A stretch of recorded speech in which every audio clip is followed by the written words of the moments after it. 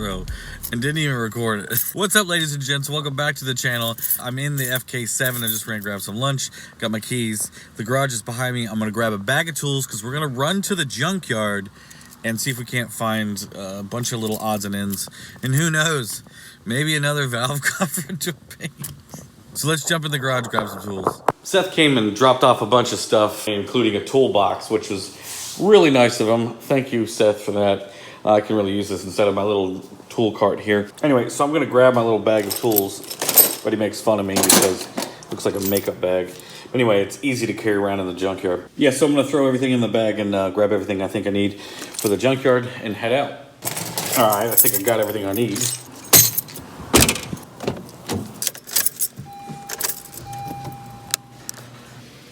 Wow, look at that. The camera angle is almost perfect. I've got the phone propped up in between the climate control knob. The thing about the newer Civics, what's pretty cool is that if you get the lower end models that don't have the touch screen, iPhone fits perfectly in between the knobs.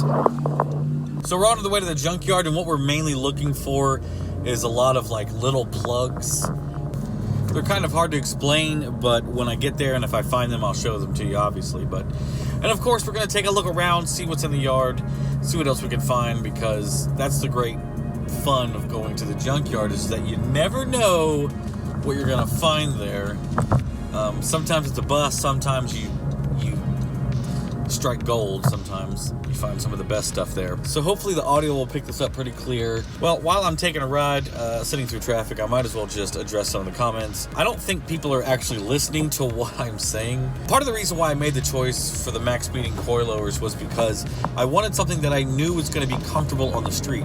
My concern right now, at the beginning of 2020, is to get the car mobile. I want to get the car running so that I can drive it and then change things as I go along. Clearly, the engine is not going to stay the way that it is. You know, I want to do RBC manifold. I want to do probably a K24 bottom end eventually. I'll put a new clutch in it. Part of the reason why I'm doing what I'm doing is to show a lot of you guys out there how that you can get this done cheaply. That's the other thing, is that I'm just going to go ahead and I've been trying to save this for a later video, but the point that I've been trying to make and trying to prove to see if I could do it after the fact is that you can do a K-swap affordably. I personally feel like, you know what, the B series is always a great motor. There's nothing wrong with the B series. There's nothing wrong with the H series. However, I'm starting to lean towards the best bang for the buck that you can get is a K-Series. Now, I know what you're thinking. No, K-Series is so expensive. It's the most expensive swap out there. I don't have K-Swap money. If you talk to anybody that does like an H to B swap, they end up spending nearly as much on that H to B swap as a K-Series. H to B might be more powerful in your opinion, whatever. I'm not really a fan of H to Bs just because of the way that the fitment is.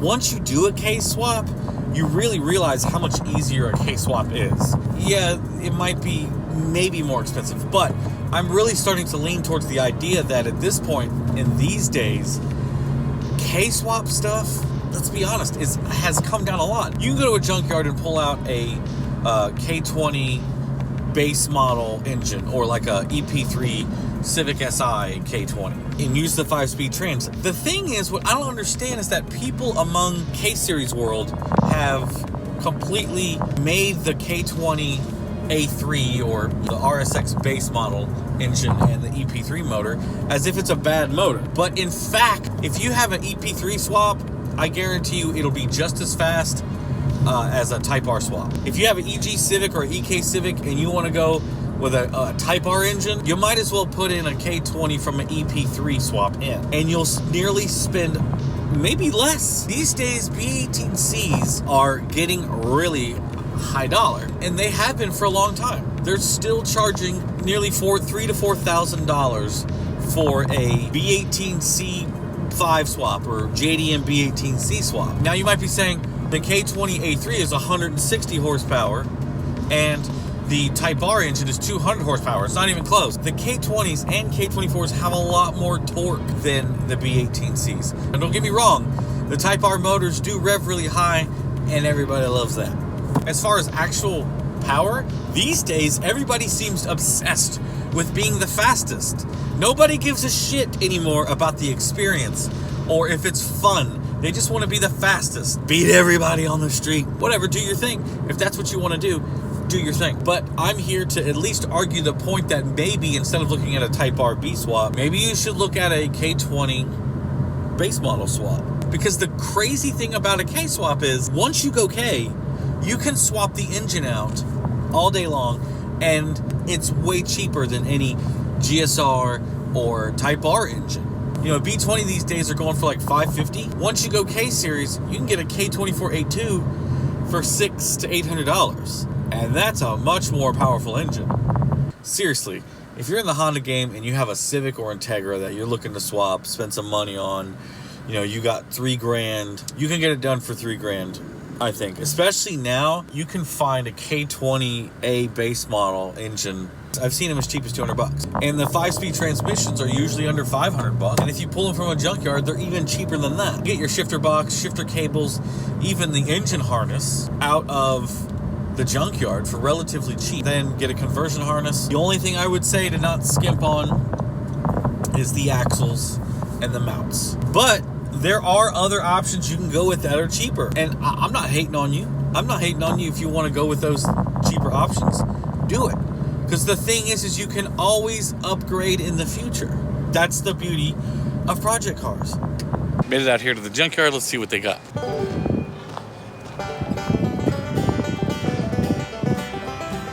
Seems so zoomed in. Nothing really good on this guy.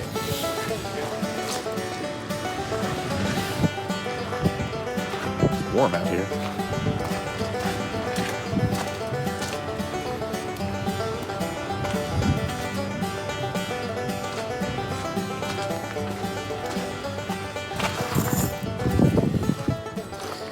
This guy's still here. Del Sol. I'm sure you Del Sol fans out there are very excited.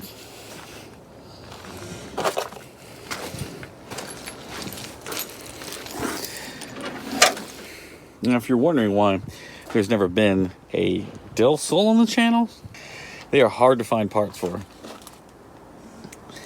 Yeah. We are trying to find some sort of EG Civic or Integra that doesn't have ridiculously pink spray painted bay.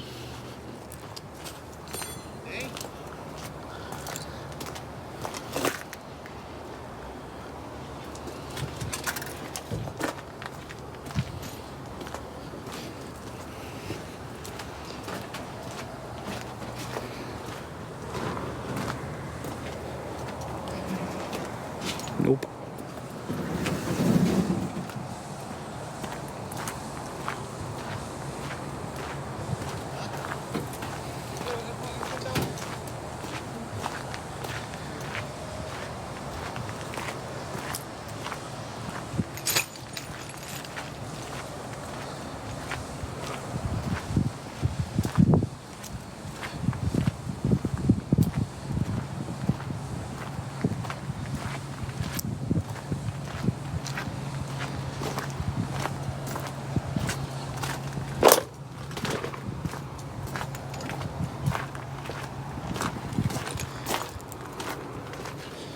Old school legend. Ooh, old school Accord.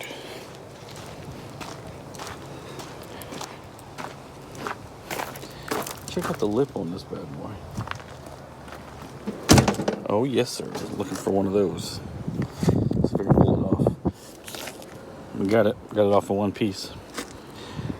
It's a little patinaed, but these things are hard to find these days. Get rid of that Acura emblem. Let's see what else we can find.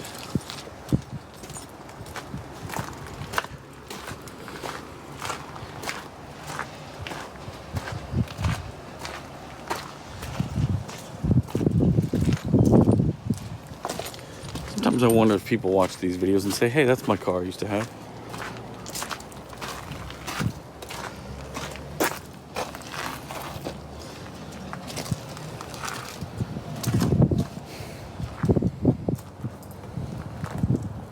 Forget about this guy. Maybe this thing has what I need.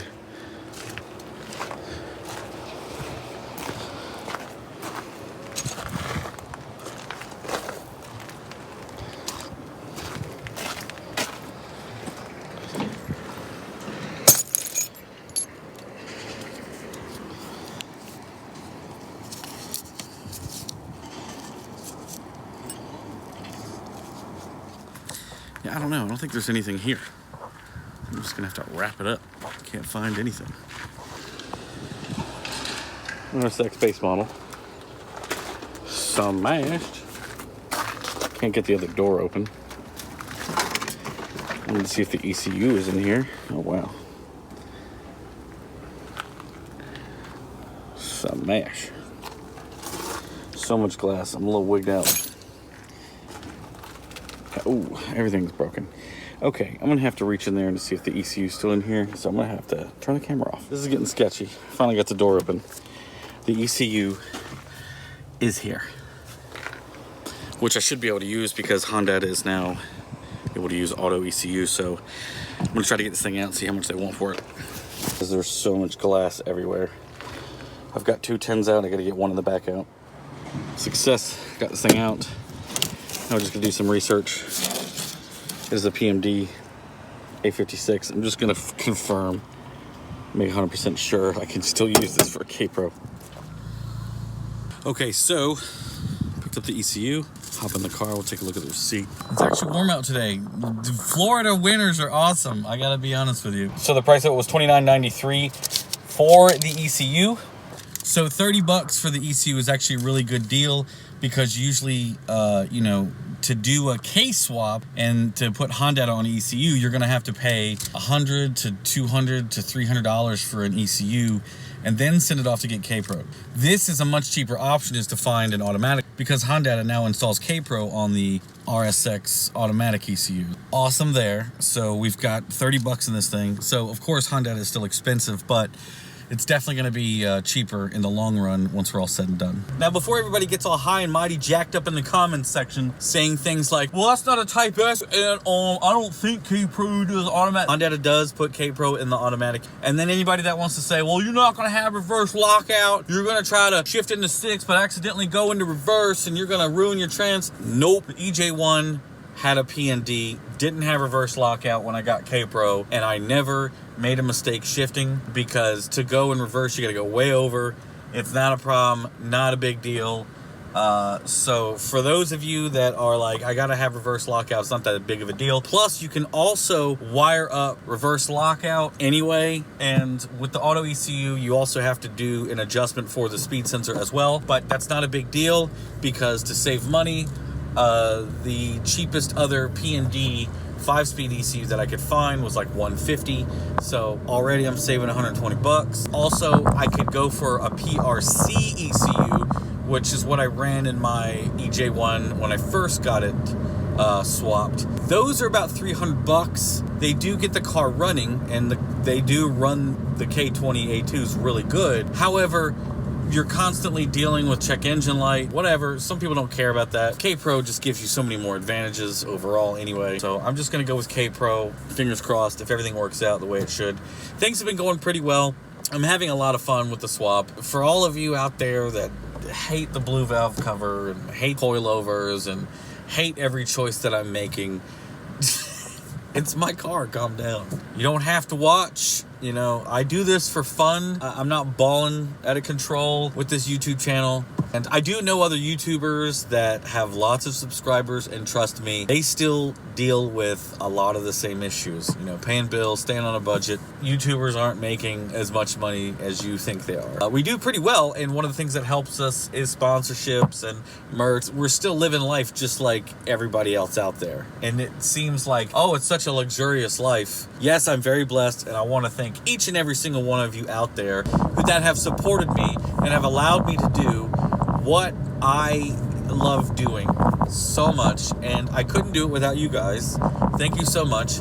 I just don't understand why there are certain people out there. I guess they're just jealous or something. It's like the 40,000 subscriber mark. It's somewhere around there.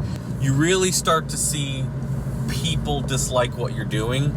You don't really get hateful comments or dislikes until you sort of reach that level. When you're starting out, most people really love what you're doing and they're positive about it. They want to see you grow. But the thing that blows my mind the most is that when I upload a video and within 2 minutes, I somehow have dislikes. So that means there are people that are subscribed. Thank you, by the way. There are people out there that are subscribed. They get notifications that I have just put a video out, and they take the time to go to the video and click dislike. That is actually one of the best feelings, because you know you're doing something right when people hate what you're doing or want to stop you from what you're doing. It means you're on the right track, because if you're always getting love, the appreciation, and no dislikes, you're just being too easily digestible. The point about this Integra has to be about budget, fun, but more than anything, I want people to know that it's my car. I don't give two if you hate my car and you hate all the decisions that I've done with it. I want it to be recognizable that it is my car. I think I did that with the EJ1 Coupe at one point, and then I changed it up, and then I realized I really wanted an Integra. I told Tommy Law like over a year ago, maybe even longer, that I really wanted Integra. He was like, you should do it. But, you know, I had come so far with that car, and I got trapped in this idea that I've got to keep building it because it represents me and it's attached to me and it's like a status symbol. And it's not, okay? I tell people all the time, I'm not really a car guy. When I watch YouTube, I actually watch a lot of other types of YouTuber that mostly have to do with music, guitars, production. A lot of my favorite channels don't have anything to do with cars. I got into cars because it was an enjoyment for myself. I enjoyed it. I enjoyed driving, spending time in a car, just that feeling of freedom, the windows down, you know, having good power, being able to take a corner, do some fun stuff. People are like, oh, when are you going to turbo it, all-wheel drive it, drag race it? I'm going to be honest with you. I'm not a fan of going over 120 miles an hour. Just not a fan of it. I'm not afraid of it. I'm afraid of just suddenly stopping. I'm a little older, and I've had friends die. I've had friends and family die, and it's sad when that type of stuff happens. But anyway, I digress. So I'm headed to the house. Gonna wrap up this video. I know we didn't work on the Integra at all today. I had fun going to the junkyard. I hope you enjoyed it, and me ranting as well. I'm sure there's gonna be plenty of thumbs down and comments about how stupid I am on this video, but I'm having the time of my life. So thank you all again. I'll see you in the next one. Peace out. Keep living your dreams.